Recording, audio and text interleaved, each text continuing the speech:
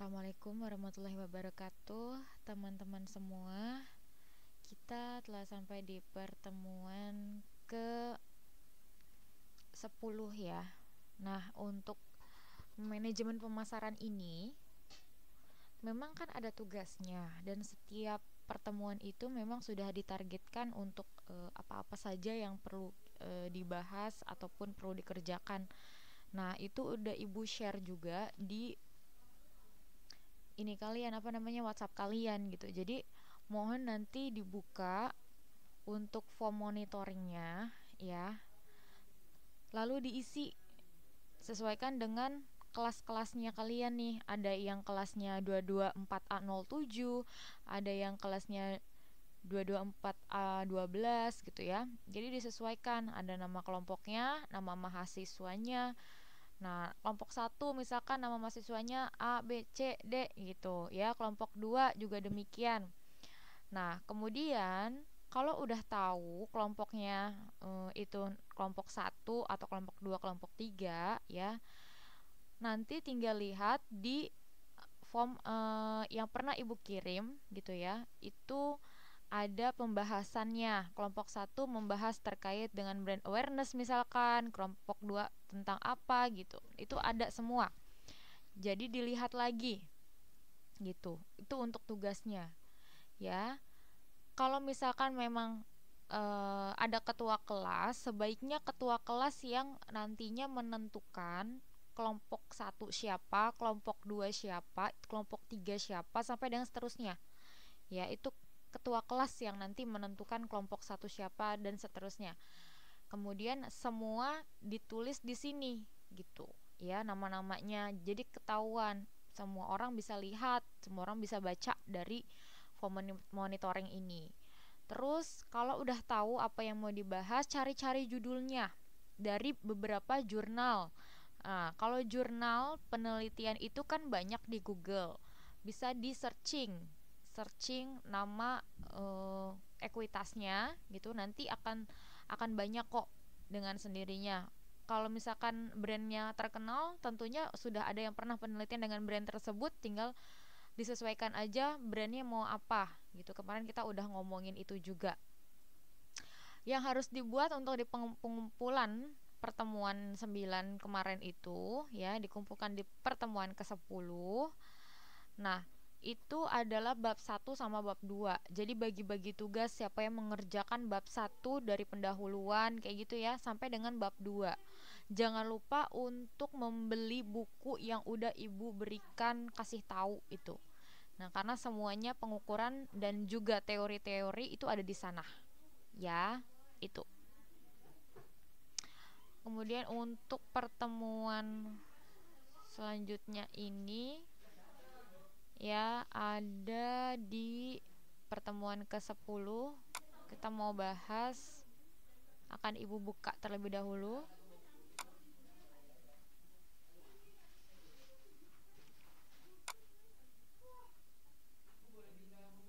Oke. Pertemuan ke-10 ya.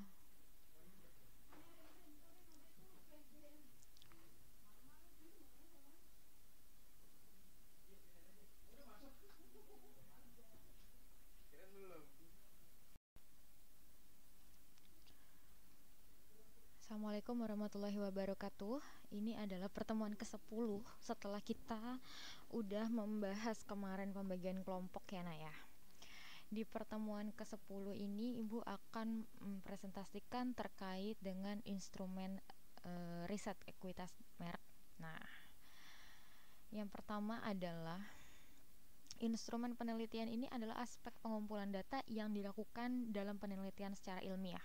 Hasil daripada instrumen penelitian ini kemudian nanti dikembangkan atau nanti dianalisis sesuai dengan metode penelitian yang akan kita ambil. Di dalam penelitian secara kualitatif dan kuantitatif memiliki perbedaan yang cukup signifikan, ya. Misalnya dalam penelitian kualitatif menggunakan instrumen penelitian wawancara, sedangkan kalau penelitiannya kuantitatif dengan menggunakan instrumennya angket atau kuesioner. Menurut Sugiono di sini, instrumen penelitian adalah alat bantu yang dipergunakan oleh peneliti dalam mengukur fenomena alam serta sosial yang sesuai dengan variabel penelitiannya kita. Kemudian, jenis instrumen nanti yang akan kita pelajari yaitu kuesioner, wawancara, observasi secara langsung, kemudian dokumentasi atau kepustakaan. Nah, untuk yang risetnya itu memang harus dengan menggunakan kuesioner, berarti memang harus juga dibuat daftar pertanyaan-pertanyaannya. Begitu juga dengan wawancara. Menyusun instrumen penelitian pada umumnya dimulai dengan adanya surat pengantar yang dibuat oleh peneliti kepada respondennya yang mengharapkan adanya bantuan untuk meluangkan waktu dan partisipasi responden dalam menjawab lembar kuesioner atau pelaksanaan wawancara terkait dengan kepentingan pengumpulan datanya. Nanti di dalam instrumennya jangan lupa memasukkan isian gitu ya untuk diisi sama responden, identitas responden, nama, jenis kelamin, usia, alamat, nomor telepon yang dapat dihubungi, ya, maupun yang lainnya, background mungkin pendidikan dan juga pekerjaan. Nah, itu harus dirahasiakan oleh seorang peneliti, ya. Jadi kalau misalkan memang tidak mendapat izin dari responden, kita nggak bisa publikasi itu.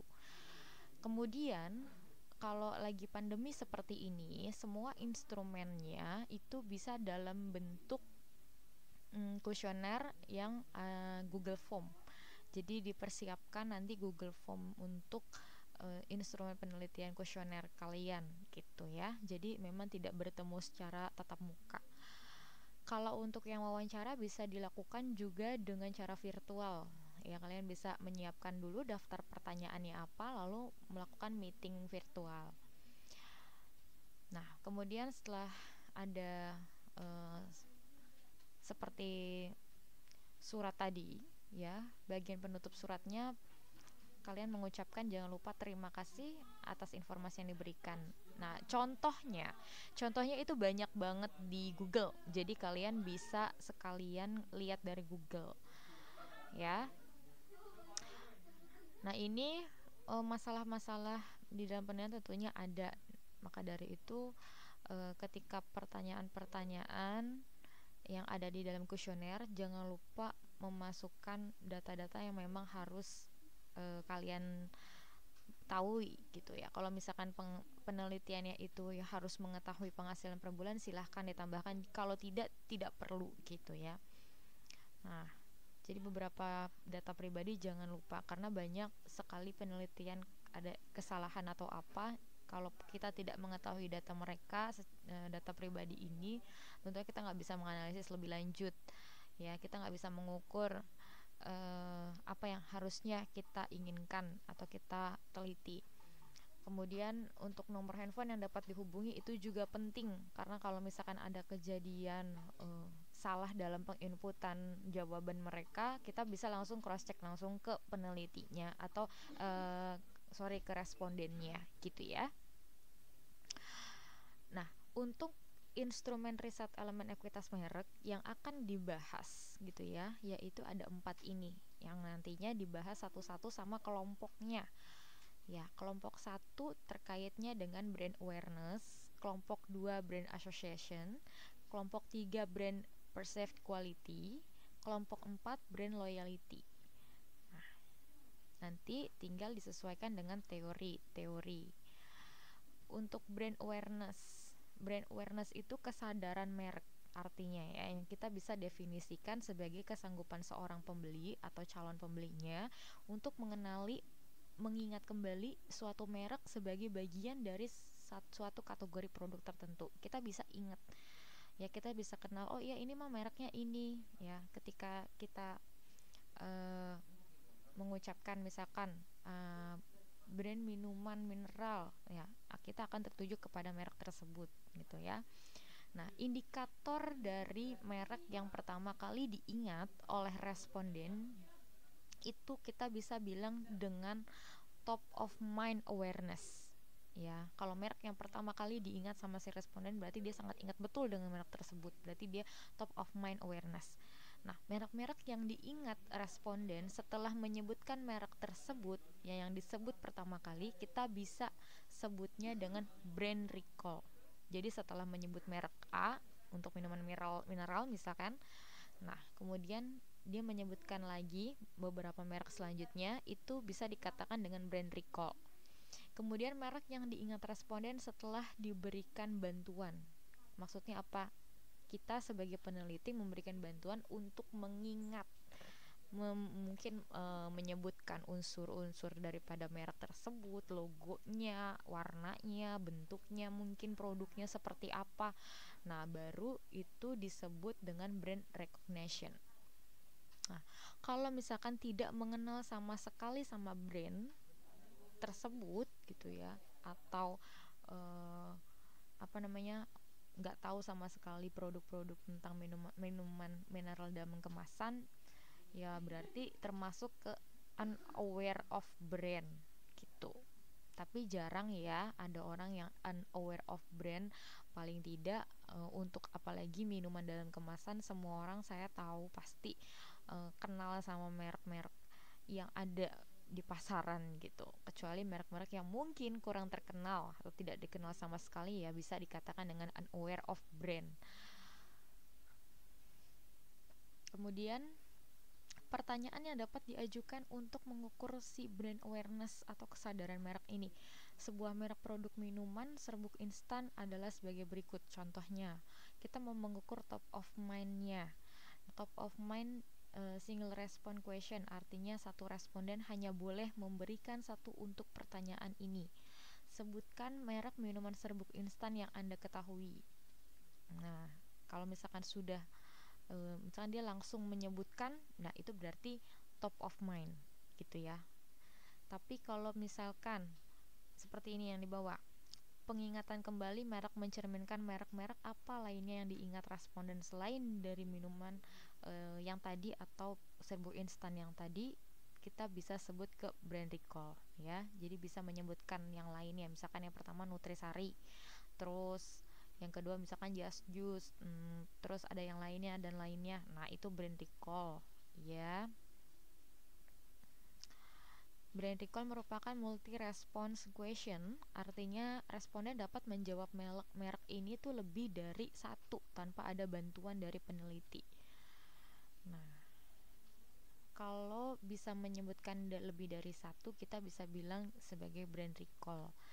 Nah, kalau mengukur brand recognition, nah ini merupakan pengukuran brand awareness responden di mana kesadarannya diukur dengan diberikan bantuan terlebih dahulu gitu ya. Pertanyaannya yang diajukan, kita harus bisa, si peneliti ini ngasih ciri-ciri dari produknya atau mungkin ada tambahan penjelasan seperti itu. Nah, baru kita bisa ukur itu adalah brand recognition. Pertanyaan diajukan untuk mengetahui seberapa banyak responden yang perlu diingat akan keberadaan merek tersebut. Untuk mengukur pengenalan brand awareness, selain mengajukan pertanyaan, dapat dilakukan dengan menunjukkan foto yang menggambarkan ciri-cirinya. Kemudian pertanyaan ini ya yang diajukan ditambah dengan penyampaian ciri-cirinya yang dilepas nama mereknya sebagai berikut. Nah, apakah Anda dapat menyebutkan merek minuman serbuk instan dengan ciri-ciri foto packaging ditutup mereknya? Nah, nanti foto dari packagingnya kita tutup.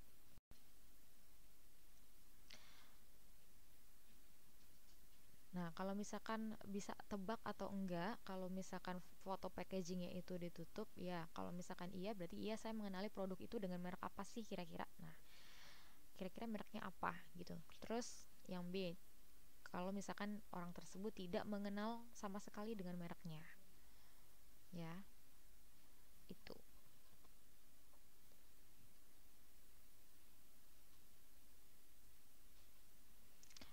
Kemudian untuk yang termasuk ke dalam brand recognition adalah yang menjawab alternatif jawaban nomor satu dengan menyebutkan merek yang diteliti dengan tepat.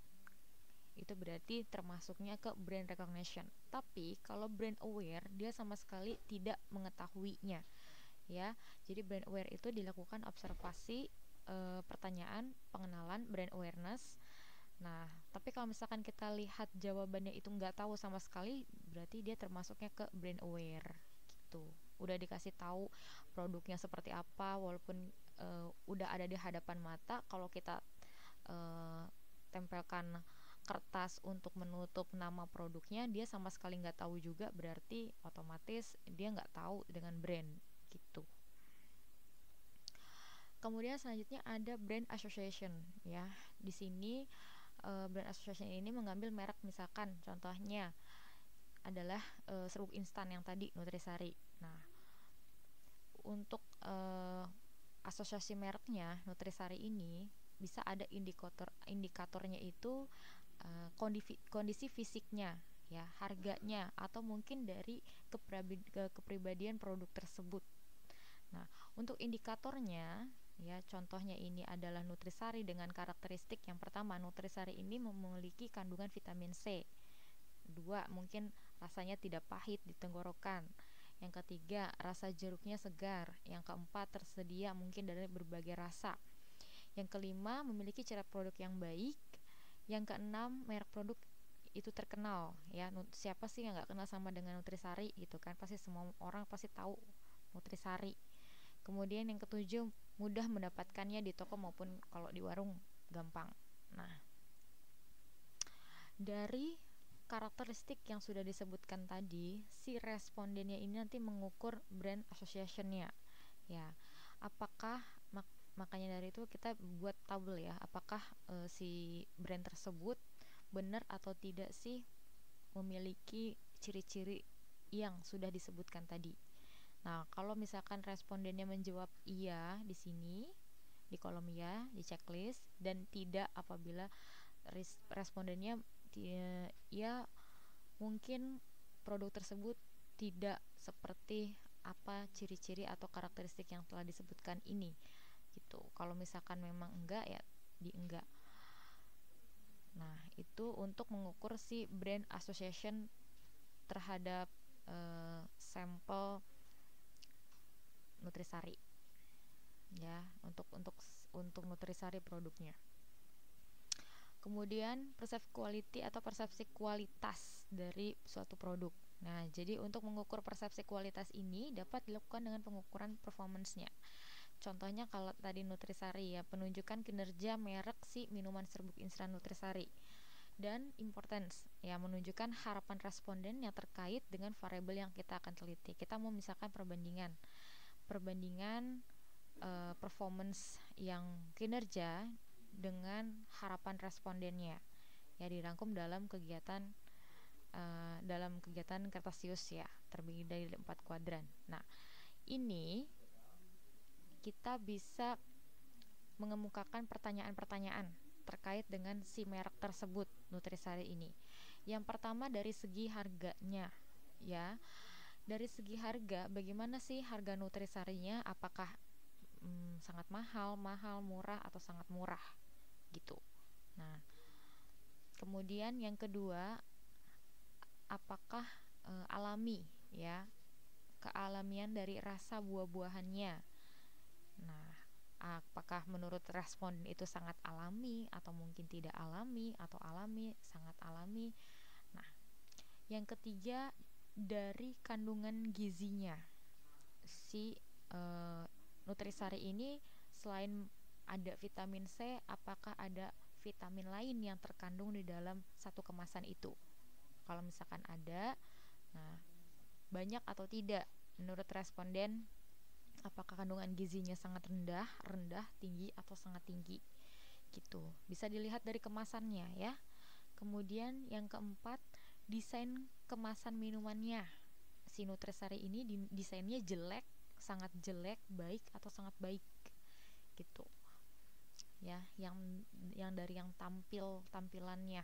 Kemudian yang kelima, mutu daripada si nutrisari produk ini, apakah mutunya sangat rendah, rendah, tinggi, dan sangat tinggi gitu. Nah, ini contoh dari performance merek nutrisari. Kemudian untuk pertanyaan tentang importance merek. Nah, penting atau nggak penting? Nah, harga minuman si serbuknya ini, nah, penting atau tidak penting ya untuk si nutrisarinya ini ya. Kalau misalkan tadi dia bilang ya sangat mahal, harga minuman ini penting nggak sih buat brand tersebut? Nah, kalau misalkan kita tahu Nutrisari punya banyak sekali kompetitor gitu ya. Kompetitornya ada macam-macam, terkait dengan serbuk instan juga sama.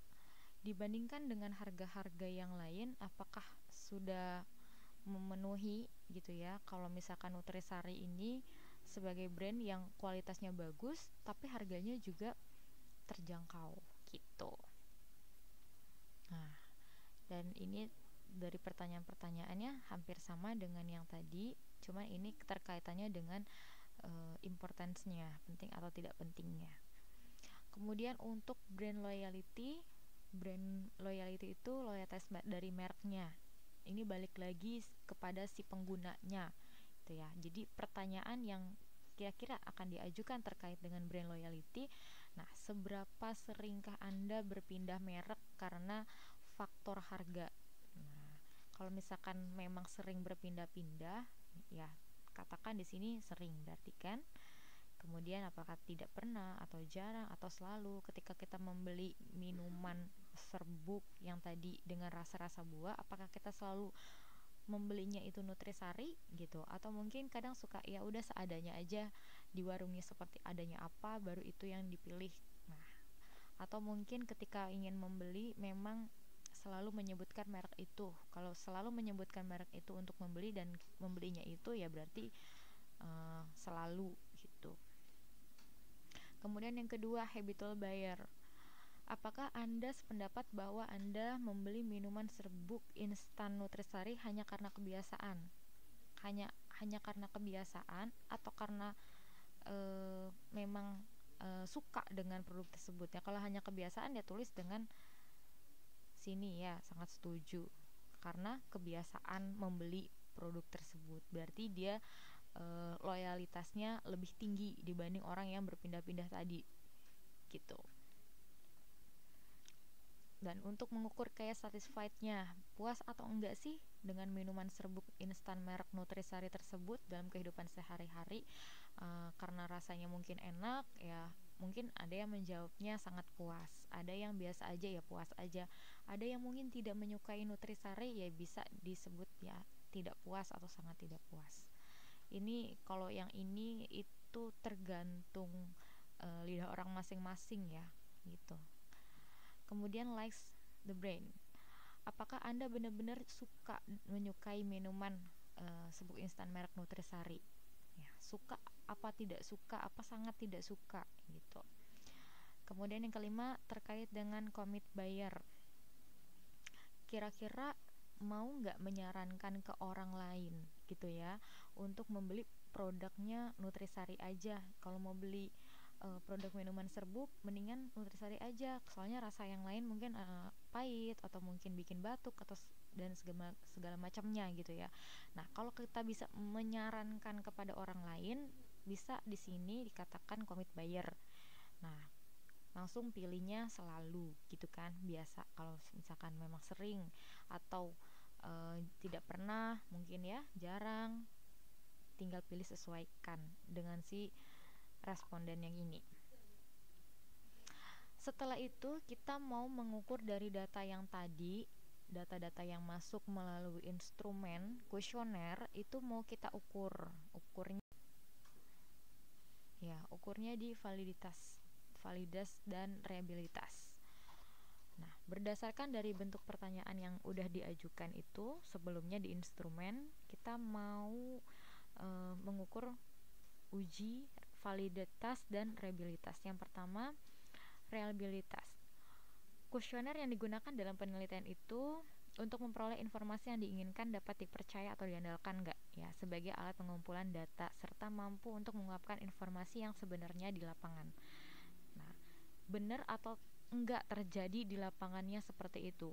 Nah, maka dari itu harus diukur dengan menggunakan ukuran reliabilitas ini. Instrumen yang pertanyaan-pertanyaan tadi kan menghasilkan data. Apakah datanya itu sudah betul gitu ya. Nah, instrumen yang reliable itu akan menghasilkan data yang sesuai dengan kenyataan dalam aslinya atau realnya. Dalam arti berapa kalipun penelitian diulang, instrumen tersebut tetap diperoleh kesimpulan yang sama, walaupun memperoleh angka nominalnya yang tidak harus sama. Berapa kali kita kasih pertanyaan tersebut kepada responden, ya hasilnya sama. Untuk uji reliabilitas dapat menggunakan metode Spearman Bound, ya, Hoyt, Alpha bisa digunain. Masing-masing metode ini juga menghasilkan nilai yang satu sama lain berbeda. Maka dari itu disesuaikan maunya menggunakan apa. Nah, kalau misalkan sudah mendownload SPSS nih, ya kalian bisa bisa aja langsung gitu, bisa aja langsung download SPSS dan memasukkan datanya ke dalam SPSS tersebut. Untuk penjelasan SPSS nanti akan terpisah dari yang ini. Dalam SPSS ini memang kita bisa memasukkan data untuk langsung ya namun dari Excel terlebih dahulu. Nanti kita pindahkan data-datanya ya, makanya dari langkah-langkah yang pertama ini sebelum melakukan proses pencobaan dengan memberikan kuesioner kepada sebagian sampel untuk dijawab, selanjutnya hasil jawaban berupa angkanya ya bisa disimpan dengan menggunakan file Excel. Nanti dari file Excel itu kita bisa tampilkan di sini. Nah, dari menu SPS ini nanti pilih scale, kemudian pilih submenu untuk yang reliability analysis. Nah, untuk mengukur si reliabilitasnya. Nah, setelah udah tampil di layar Windows-nya reliabilitas, masukkan data yang ada di Excel tadi ke dalam item-item atau kotak-kotak yang ada di dalam SPSS-nya. Setelah itu baru pilih tombol statistiknya ya, sehingga tampak layarnya reliability analysis statistik. Baru pada bagian deskriptif ya, for pilih item, scale if item. Nah, nanti ada pilihan continue dan OK untuk mengetahui hasil outputnya dari SPSS tersebut. Kemudian untuk validitas yang pertama ini adalah untuk kita mengukur datanya tersebut valid atau enggak sih gitu ya, sah atau enggak dalam suatu kuesioner. Nah, suatu kuesioner itu dikatakan valid jika pertanyaan pada kuesionernya ini mampu untuk mengungkapkan suatu yang ingin akan diukur oleh si kuesioner. Nah, karena yang akan diukur misalkan itu seperti brain awareness dan teman-teman yang tadi, maka dari itu kita coba mengukur apa pertanyaannya ini valid atau tidak, bisa dijawab nggak sesuai dengan yang ingin kita teliti. Uji validitas dapat dilakukan dengan melakukan korelasi bivariate antara masing-masing skor indikator dengan total skornya. Nah, untuk yang di SPSS nanti kita pilih menu analyze, kemudian nanti pilih submenunya, nanti ada correlate, lalu pilih bivariate. Nah, nanti di layarnya itu nanti akan tampilannya ada Windows Bivariate Correlation, kemudian isi nanti kotaknya ya, hasil jawaban respondennya kita taruh di situ tuh, copy paste dari Excelnya ya. Kemudian nanti pilih correlation, coefficient percent, baru nanti pilih OK, baru nanti output SPSS-nya bisa keluar gitu.